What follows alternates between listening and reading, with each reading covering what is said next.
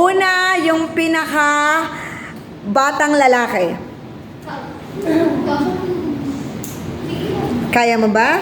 O, pass. Yung sumunod na pinakabatang babae. Ah, ikaw daw na eh.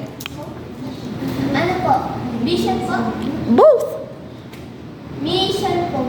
Mission. Turuan ang mga tao sa landas ng kaligtasan at pagtubos na pinagkaloob ng Diyos ng mabaging Diyos Ama sa pamamagitan ng Ama sa pamamagitan ng anak na si Jesus Christ.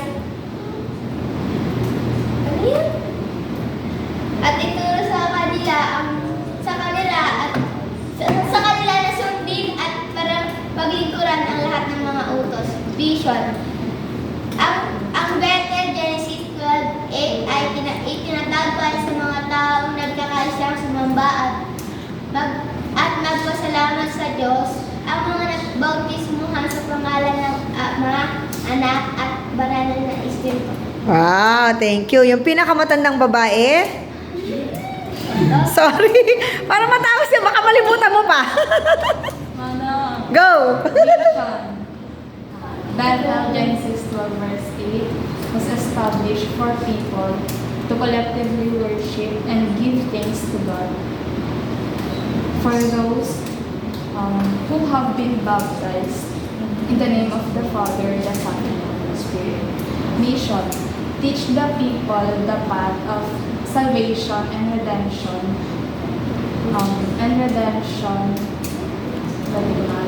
That? And redemption that the merciful God the Father has given through His Son Jesus Christ, and instruct them to follow and serve All? all the commandments. Very good. Yung pinakabatang babae pagkatapos ni Aling Nene. Aling Antena? Go.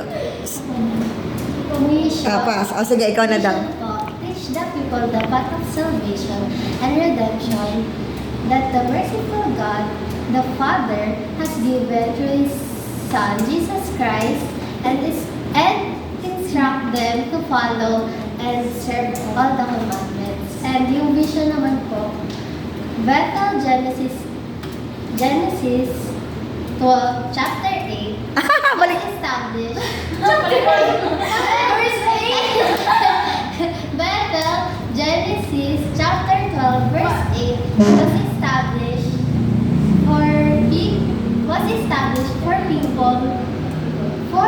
Tama. for people to collectively worship and give thanks to God for those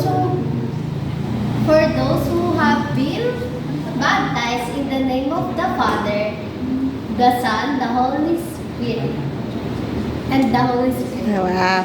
Tapos na? Opo. Nasabi niya na may mission? Thank you. Sorry. Na-blanco. Next.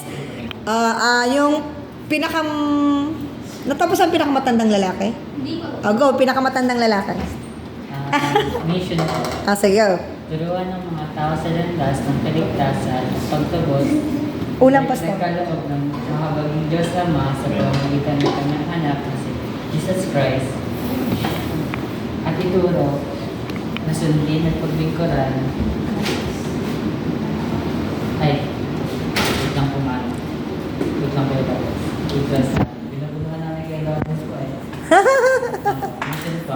Turuan ng mga tao sa landas ng kaligtasan at pagtubos na pinagkaloob ng mahabaging Diyos Ama sa pamamagitan ng kanyang anak na si Jesus Christ At? Jesus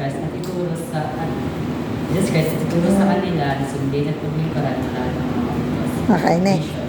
Ang Bethel Genesis 12 verse 8 ay itinatag para sa mga taong nagkakaisang sumamba at magpasalamat sa Diyos, para sa mga taong bautismuhan sa pangalan ng Ama, Anak at Banal na Espiritu. Yes, thank you. Yung sumunod na kuya? Mission po.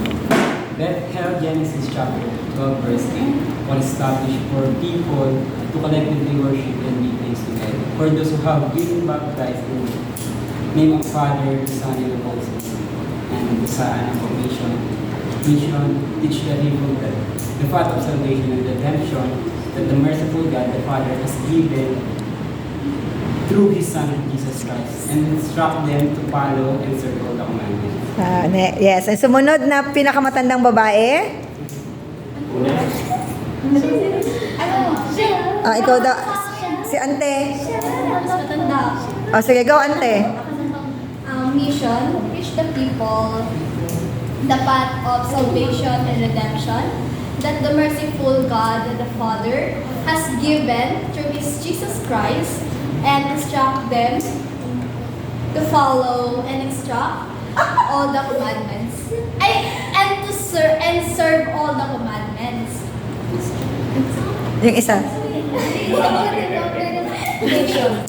Vision, Bethel, Genesis chapter 12 verse 8 was established for people to collectively worship and give thanks to God for those who have been baptized in the name of the Father, the Son, and the Holy Spirit.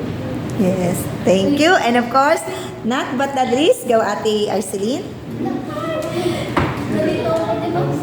Hindi daw sasali si Antena. Ikaw na lang. Ang vision ko is ang Bethel sa Genesis chapter 12 verse 8 ay itinatag para sa mga taong nagkakaisang sumamba at pasalamat sa Diyos para sa mga taong nabautismuhan sa pangalan ng Anak, Ama at Banal na Espiritu. Sige, okay lang yan. Sige, go. Vision. Okay lang yun. Okay lang yun. Okay lang.